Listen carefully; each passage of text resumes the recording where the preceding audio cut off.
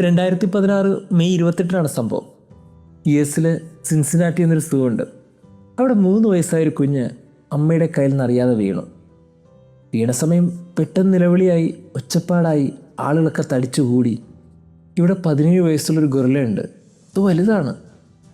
ഈ ഗൊറില്ല പെട്ടെന്ന് ശ്രദ്ധിച്ചപ്പോൾ ഇതിൻ്റെ കേജിൻ്റെ ചുറ്റും ആളുകളായി. വലിയൊരു ജനക്കൂട്ടം. അവർ ബഹളം വയ്ക്കുന്നു, ഒച്ചപ്പാടുണ്ടാക്കുന്നു, നിലവിളിക്കുന്നു, കരയുന്നു. ഇതെല്ലാം കണ്ടപ്പോൾ ഗൊറില്ലയ്ക്ക് എന്തോ ഒരു പന്തികേട് തോന്നി. പെട്ടെന്ന് ഈ ഗൊറില്ല നോക്കുമ്പോൾ അതിൻ്റെ മുമ്പിൽ ഒരു കുഞ്ഞ് കിടപ്പുണ്ട്. ഗൊറില്ല പെട്ടെന്ന് ആ കുഞ്ഞിനെയും പിടിച്ച് വലിച്ചിഴച്ചുകൊണ്ട് അതിനുവേണ്ടി പ്രത്യേകമായിട്ട് ക്രിയേറ്റ് ചെയ്ത ഒരു കേജുണ്ട്, അതിലേക്ക് കൊണ്ടുപോയി. എല്ലാവരും പേടിച്ചു. ഗൊറില്ല കുഞ്ഞിനെ കൊല്ലാൻ കൊണ്ടുപോകുമെന്ന് കൃത്യമായിട്ട് മനസ്സിലാക്കി നിലവിളിച്ച് കരഞ്ഞു. പക്ഷെ പെട്ടെന്ന് തന്നെ അധികൃതർ ഇടപെട്ടു. അവിടുത്തെ ഉത്തരവാദിത്തപ്പെട്ടവരൊക്കെ ആ കുഞ്ഞിനെ രക്ഷിച്ചു, ഹോസ്പിറ്റലിലേക്ക് കൊണ്ടുപോയി. കുഞ്ഞിന് വലിയ പരിക്കുകളൊന്നുമില്ല, ചെറിയ ചെറിയ ബുദ്ധിമുട്ടുകളേ ഉള്ളൂ.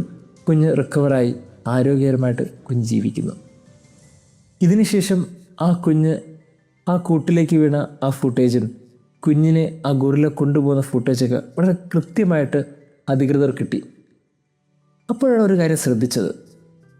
ഈ ഗൊറില്ല കൊണ്ടുപോയ രീതിയും ഈ ഗൊറില്ല കൊണ്ടുപോയ സന്ദർഭങ്ങളൊക്കെ വെച്ച് മനസ്സിലാക്കിയപ്പോൾ അത് ഈ ഗൊറില്ല കൊല്ലാൻ കൊണ്ടുപോയ രീതിയല്ല. അങ്ങനെയല്ല ഈ ഗൊറില്ലകൾ ഒരാളെ കൊല്ലുന്നതും അതിനെ ഉപദ്രവിക്കുന്നതും. ഈ ഗൊറില്ല കൊണ്ടുപോയത് തൻ്റെ സ്വന്തം കുഞ്ഞിനെ എങ്ങനെയാണോ വലിച്ചിഴച്ചുകൊണ്ട് പോകുന്നത് അതേ രീതിയാണ്. ആ രീതിക്ക് മാറ്റമില്ല.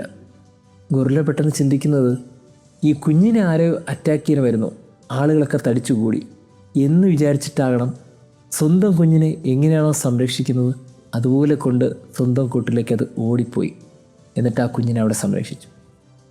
ഇന്ന് ഗോസ്പല് ക്രിസ്തു പറയുന്നൊരു വാക്കുണ്ട്, നിങ്ങൾ മനുഷ്യരെ സൂക്ഷിച്ചോളണം കേട്ടോ. ഇതാണ് വാക്ക്. യേശു ഒരു യാത്രയ്ക്ക് എന്നതിൻ്റെ കണ്ടിന്യൂഷൻ ഗോസ്പലാണെന്ന്. ഇന്നലെ കുറേ കാര്യം കരുതണമെന്നും കുറേ കാര്യം കരുതണ്ട എന്നൊക്കെ പറഞ്ഞ് ശ്രദ്ധിച്ച് മുന്നോട്ട് പോകണം എന്നൊക്കെ പറഞ്ഞ് കുറേ കാര്യങ്ങൾ ഓർമ്മിപ്പിച്ച ശേഷം യേശു വളരെ കൃത്യമായിട്ട് പറഞ്ഞൊരു വാക്ക്, നിങ്ങൾ മനുഷ്യരെ സൂക്ഷിക്കണം. ഈ ഭൂമിയിൽ ഒത്തിരി മൃഗങ്ങളുണ്ട്, ഒത്തിരി ജീവജാലങ്ങളുണ്ട്.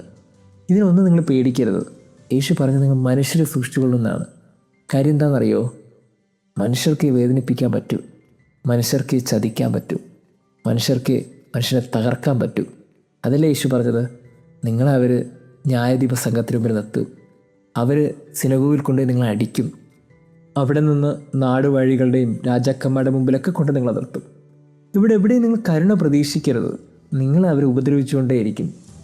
ഇതിനൊന്നും ഓർത്ത് നിങ്ങൾ സങ്കടപ്പെടരുത്. മനുഷ്യർക്ക് ഇങ്ങനെയൊക്കെ ചെയ്യാൻ അറിയാവൂ. അതാണ് ക്രിസ്തു കൃത്യമായിട്ട് പറഞ്ഞത്, നിങ്ങൾ മനുഷ്യരെ സൂക്ഷിച്ചുകൊള്ളുവേൻ. ഇതിന് സൊല്യൂഷനായിട്ട് യേശു എന്ത് പറഞ്ഞെന്നറിയോ? എന്ത് പറയണമെന്നോ എന്ത് ചിന്തിക്കണമെന്നോ ഒന്നും നിങ്ങൾ കരുതണ്ട. കൃത്യമായിട്ട് പരിശുദ്ധാത്മാവ് നിങ്ങൾക്ക് വെളിപ്പെടുത്തും. ജീവിതത്തിൽ കുറേ അധികം മനുഷ്യർ കാരണം നമ്മളൊക്കെ വേദനിക്കുന്നുണ്ടെങ്കിൽ എന്തിനാ സങ്കടപ്പെടണേ? കൂടെ ഒരു ആത്മാവുണ്ടെങ്കിൽ ആ ആത്മാവ് നിങ്ങളെ വഴി നിർത്തിക്കൊള്ളും.